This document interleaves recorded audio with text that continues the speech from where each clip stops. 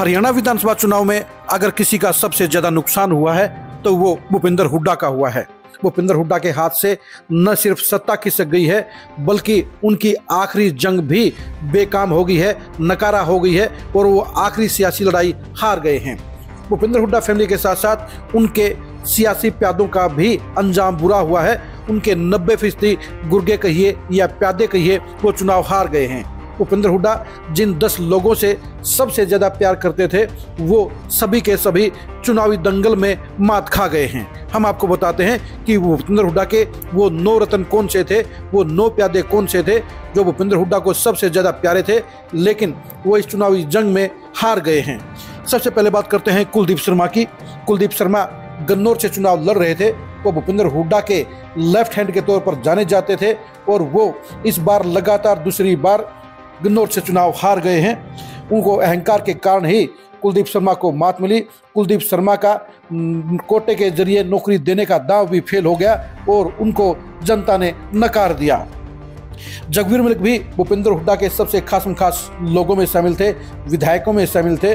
वो लगातार 4 बार गोहाना से विधायक बन चुके थे और इस बार भी भूपेंद्र हुड्डा ने अपने वर्करों और नेताओं की रिक्वेस्ट को नज़रअंदाज करते हुए जगबीर मलिक को टिकट दिया था, लेकिन जगबीर मलिक की नेगेटिविटी जनता में इतनी ज़्यादा थी कि उनका सुपड़ा साफ हो गया और वो अरविंद शर्मा के सामने बड़े अंतर से चुनाव हार गए। जयवीर वाल्मीकि भी जनता की नज़रों में खारिज हो चुके थे। कांग्रेस पार्टी के नेताओं, वर्करों और खरखुदा की जनता ने भूपेंद्र हुड्डा से आग्रह किया था कि वो जयवीर वाल्मीकि को नहीं देखना चाहते हैं, इसलिए उनकी जगह नया प्रत्याशी दिया जाए।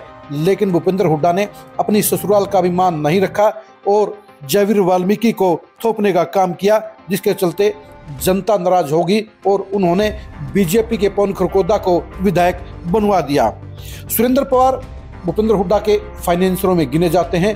वो लगातार उनकी मदद करते रहे हैं, लेकिन सुरेंद्र पवार की मनी पावर भी काम नहीं आई।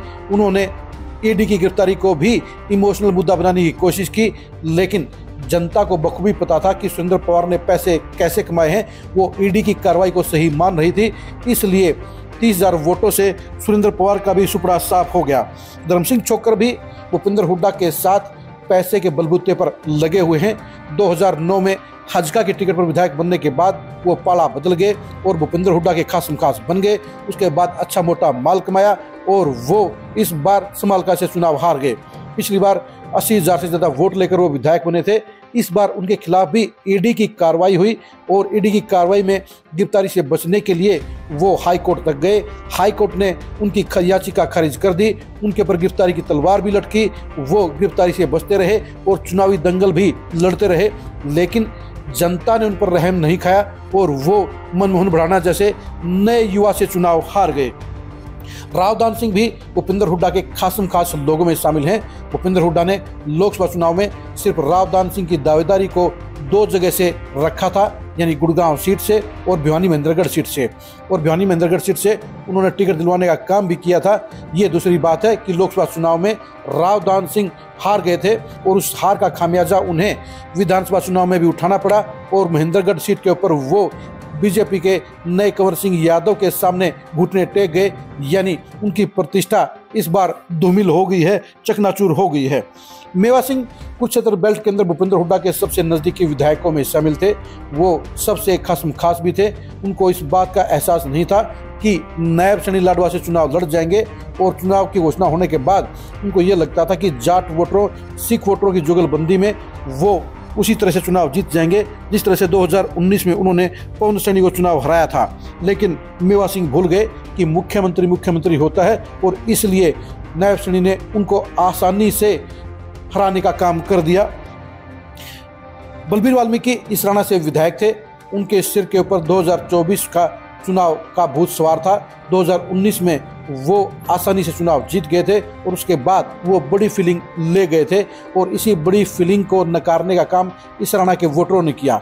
अगर वो अहंकार नहीं पालते, अगर वो वहम नहीं पालते तो दूसरी बार विधायक बन सकते थे, लेकिन वो बड़ी फीलिंग ले गए जिसके चलते इसराना के वोटरों ने उनको धूल चटाने का काम कर दिया। उदय भान भूपेंद्र हुड्डा के सबसे वफादार नेताओं में शामिल हैं।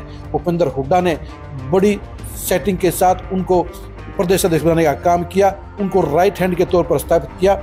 और उदय भान ने भी रिमोट कंट्रोल की अपनी छवि से बाहर निकलने की कभी कोशिश भी नहीं की, क्योंकि उनको इस बात का बखूबी पता था कि जब तक हुड्डा फैमिली का आशीर्वाद उनके सिर पर रहेगा तब तक वो कांग्रेस के चौधरी रहेंगे और उनके हाथ में बड़ी पावर रहेगी। लेकिन वो इस बात को भूल गए कि बाहर हरियाणा की सैर करने के पहले उनको अपनी सीट का ख्याल रखना चाहिए। वो दूसरे विधानसभा क्षेत्रों में प्रचार करते रहे और अपने विधानसभा क्षेत्र को ज्यादा ध्यान देना भूल गए, और यही वजह रही कि होडल की सीट पर वो भी चुनावी दंगल में साफ हो गए। यानी भूपेंद्र हुड्डा को जहां अपने गढ़ सोनीपत में करारी हार का सामना करना पड़ा, वहीं उनके 9 प्यादों का भी सफाया हो गया। यानी भूपेंद्र हुड्डा अब जब विधानसभा में बैठेंगे तो उनके साथ में कांग्रेस के नए नए विधायक होंगे, उनके पुराने सहयोगी, पिछले 2, 3, 4 बार से सदन में उनके साथ बैठने वाले, उनके साथ हाथ में हाथ मिलाने वाले, उनके साथ हाथ खड़ा करने वाले और सीएम के शक्ति परीक्षण में उनका साथ निभाने वाले अधिकांश विधायक चुनाव हार गए हैं। और ये भूपेंद्र हुड्डा की सियासत को सबसे बड़ा झटका कहा जाएगा, क्योंकि जिन विधायकों पर उनको सबसे ज्यादा यकीन था, जिन विधायकों के लिए उन्होंने सीटिंग गेटिंग के फार्मूले को लागू करवाया, उनमें से 80% विधायक चुनाव हार गए हैं। हम कल आपको उन बाकी के 9 रत्नों के बारे में बताएंगे, उन रिश्तेदारों के बारे में बताएंगे जो चुनाव हार गए हैं। वैसे तो 9 रत्नों की गिनती होती है, लेकिन 10वें रत्न के तौर पर हम आपको बता रहे हैं करण सिंह दलाल के बारे में। करण सिंह दलाल न सिर्फ भूपेंद्र हुड्डा के रिश्तेदार हैं, बल्कि वो उनके सबसे खास लोगों में भी शामिल हैं। लगातार दूसरी बार करण सिंह दलाल पलवल सीट से चुनाव हार गए, और वो भी 30,000 ज्यादा से मार्जिन के। यानी करण सिंह दलाल का सियासी कैरियर भी हिचकोले खा गया है, और भूपेंद्र हुड्डा का समधी होना, भूपेंद्र हुड्डा का खास होना भी उन्हें रास नहीं आया है। भूपेंद्र हुड्डा के ये प्यादे, ये गुर्गे, ये चेले, ये सहयोगी चुनाव क्यों हारे हैं, कमेंट करके जरूर बताइए। भूपेंद्र हुड्डा के गैंग का सफाया क्यों हुआ, ये भी कमेंट करके जरूर बताइए। भूपेंद्र हुड्डा के नज़दीकी लोगों को सियासी मात क्यों मिली, ये कमेंट करके जरूर बताइए। आप हमारे फेसबुक पेज को फॉलो कीजिए, आप हमारे यूट्यूब चैनल को सब्सक्राइब कीजिए। नमस्कार।